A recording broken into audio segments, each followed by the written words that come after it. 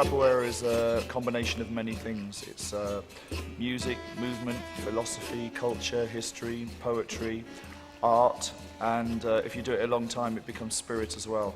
Capoeira means lots of different things to different people, and the longer you do it, the more these things are allowed to develop. Yeah. Meu nome é Tijolo, sou eu monitor, eu conheço capoeira, capoeira meu amor, Inglaterra está com frio, nossa roda com calor.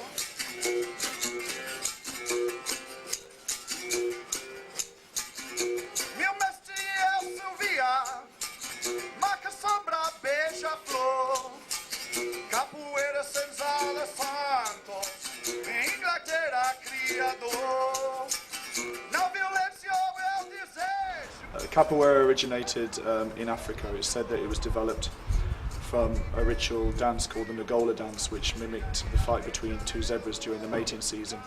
Once the slave trade started and the African slaves were transported to Brazil, they started to adapt this dance into a fight and to develop it so that they could escape. But Capoeira developed in Brazil. Without the slave trade and without that passage of human traffic, there wouldn't have been a need for Capoeira to develop.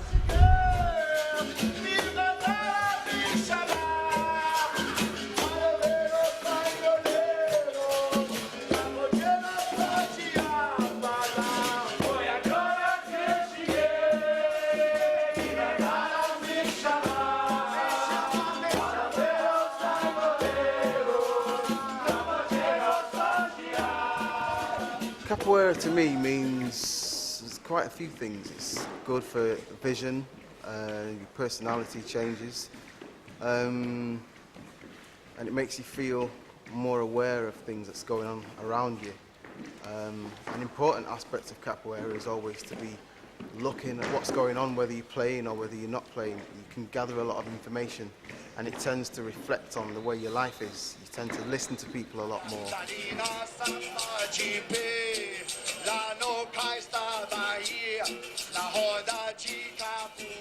For me, Capoeira is just a complete, it's freedom of movement, freedom of expression. It's just an escape. You can go train Capoeira and be who you are, and when you're playing in your game, you're pretty much just yourself. Like when I watch some people play who maybe outside Capoeira are really shy, or they are a certain way outside Capoeira, when they're playing their game, you can really see them, like they have their own style, and that's really, it's just freedom, I guess. It's an escape, and it's got everything, it's all encompassing. So.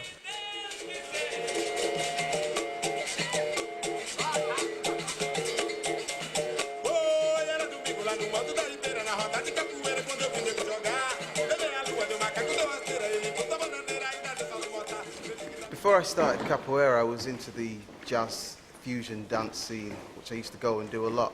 And there's a big link between Capoeira and jazz fusion, the way we used to go out.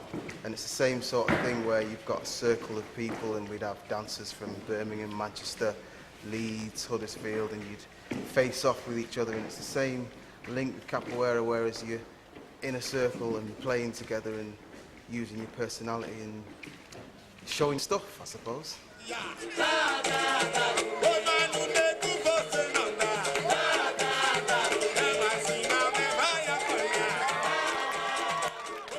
When I was about 6, I started training gymnastics with my sister for about, like really seriously for about, I don't know, 7 years. All the time, I was obsessed with it and trained 3 hours a night, like all the time. And then when my mom started teaching dance, ballet and jazz and tap dancing, so I started doing that. And then I went away to Brazil back and forth a couple times and saw Capoeira, but never really did it because I didn't really have the guts, I guess. And then the last time I went, started training for about 5 months. At the time, I was doing kickboxing in Canada pretty seriously. So then I did concentrate on kickboxing, and then I came to England and found Capoeira. So I decided to get into that because I love it. So that's how I started. Looked for it and found it here. So. Capoeira has influenced many, many other styles of dance. I mean, the one that we all know is breakdance. When Capoeira went to America in about '75, the street dancers saw the movements and started to develop breakdance. In this country, in Europe and America, contemporary dance has been majorly influenced by Capoeira, and it uses a lot of the moves. And now you've seen it filter into MTV, and all the pop chart dancers are using capoeira moves. So it's had an influence throughout dance.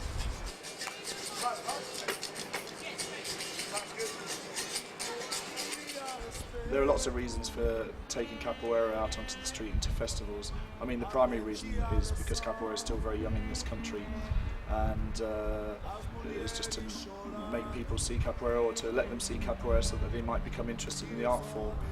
The other reason is to show capoeira in its true form as well, because what's happening in Britain at the moment is there's lots and lots of capoeira teachers appearing and teaching just parts of the art form. So it's an effort to try and keep that alive.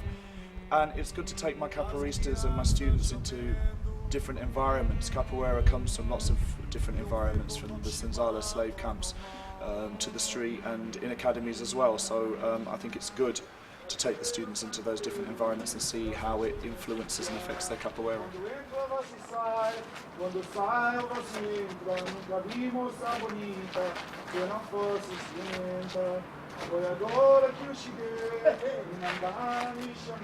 About a year ago, Capoeira Norte started giving out scholarships to young people that we thought would benefit from practicing capoeira, and I encountered Rotino on a workshop at a school, and he was particularly gifted at capoeira and seemed to enjoy it a lot. So we contacted his school, and through a wonderful teacher called Jane Evans, we started to arrange for him to attend classes.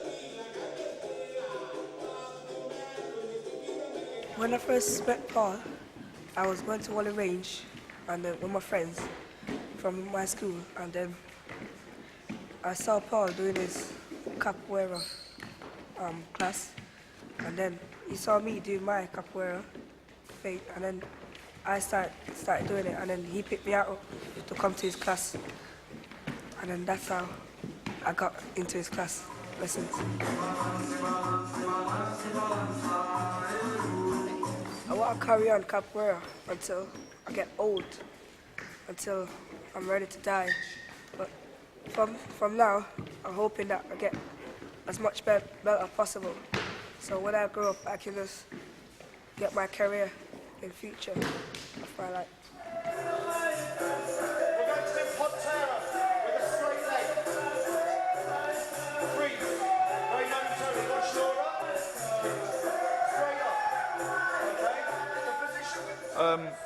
Primarily, I hope that my students gain confidence through the practice of capoeira. I mean, obviously, on a basic level, they're going to gain physical well-being by practicing something that's so holistic every day. The concept of time is also something that I try and instill in them. In the West, we're always in a hurry to run around, and we want to achieve things really quickly.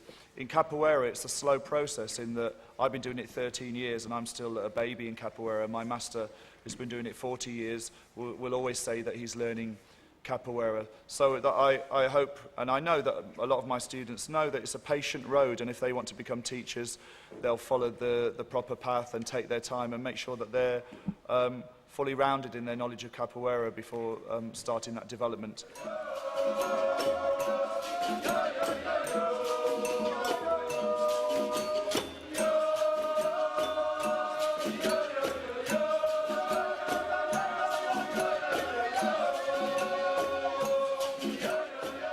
I don't teach my students any specific philosophy or spirituality.